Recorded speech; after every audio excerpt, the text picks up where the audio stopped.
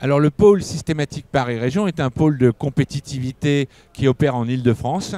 Il est concentré sur les deep tech. Ce qu'on appelle les deep tech, c'est les technologies structurantes qui permettent le développement des industries et des services de demain. Alors dans le pôle systématique, on parle d'open source, j'y reviendrai, mais on parle aussi de data, d'intelligence artificielle, de digital infrastructure, de photonique, de cybersécurité et puis même de drones, des services drones. Donc le pôle systématique, c'est presque 1000 membres, des grands groupes, des petites entreprises, des startups, des laboratoires, 1000 membres qui interagissent collectivement pour animer cet écosystème, parce que la caractéristique de ces technologies qui vont très vite, qui créent très vite des nouvelles entreprises, c'est cette capacité d'échanger entre les gens de l'open source, les gens du processing, et de créer des nouvelles entreprises. Et pour bien illustrer ça, on a par exemple dans le calcul quantique des startups qui étaient juste nées il y a quelques années, des Pasquale, des Candela, des Alice and Bob,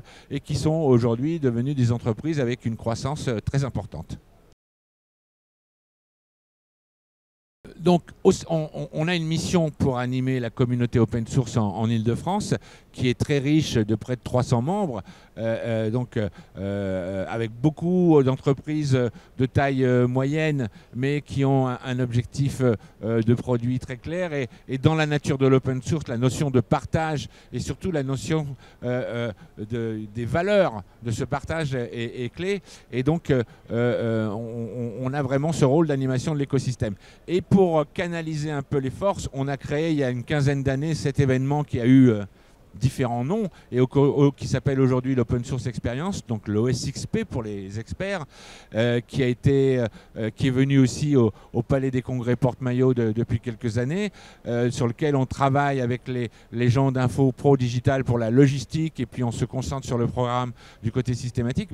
C'est un événement magique puisqu'il y a des milliers de visiteurs, il y a des stands où on peut rencontrer les entreprises, il y a un programme scientifique et technique très riche avec une grande participation. C'est vraiment un lieu emblématique pour vraiment construire l'animation de l'écosystème de l'open source, et on est très heureux du développement que OSXP a connu année après année. Les grands enjeux de l'open source aujourd'hui, l'open source est né un peu d'une manière de vouloir développer le développement logiciel ouvert et de sortir des modèles propriétaires. L'open source a d'abord gagné ses galons en étant finalement une solution peu coûteuse, rapide pour innover, pour avoir une innovation ouverte, pour développer des logiciels, qui a permis à des entreprises de sortir des modèles propriétaires, et donc qui sont devenus de plus en plus vers l'open source.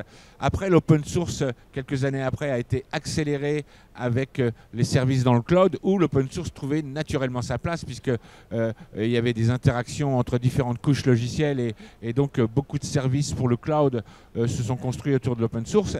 Et aujourd'hui, il y a un nouveau tempo très fort qui est l'intelligence artificielle.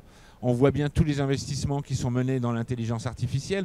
On voit bien tous les enjeux de société, de régulation, de valeurs que peuvent créer des biais. Le fait que ce soit des acteurs avec des places très importantes, donc pour éviter des systèmes de monopole, on voit bien que l'open source a sa pierre à apporter dans le développement de l'IA, et qui va s'inscrire aussi au cœur des produits qui existent déjà dans l'open source. Donc ça, c'est vraiment l'enjeu clé. Surtout que dans ce débat, j'étais tout à l'heure sur une table ronde, il y a des acteurs de l'IA qui disent qu'ils font de l'open source, et en fait, ils n'en font pas. Donc il faut que la communauté open source repartage ses valeurs avec la communauté de l'IA pour pouvoir vraiment construire des éléments, parce qu'avec l'IA, on va faire progresser un grand nombre de produits et de services, mais pour pouvoir vraiment construire cette démarche-là, d'abord avec une notion de souveraineté, c'est-à-dire qu'il ne soit simplement pas fermé ou limité à quelques acteurs, et puis aussi avec une notion de durabilité. Et il faut savoir que l'IA, c'est des processeurs, donc c'est beaucoup de calculs.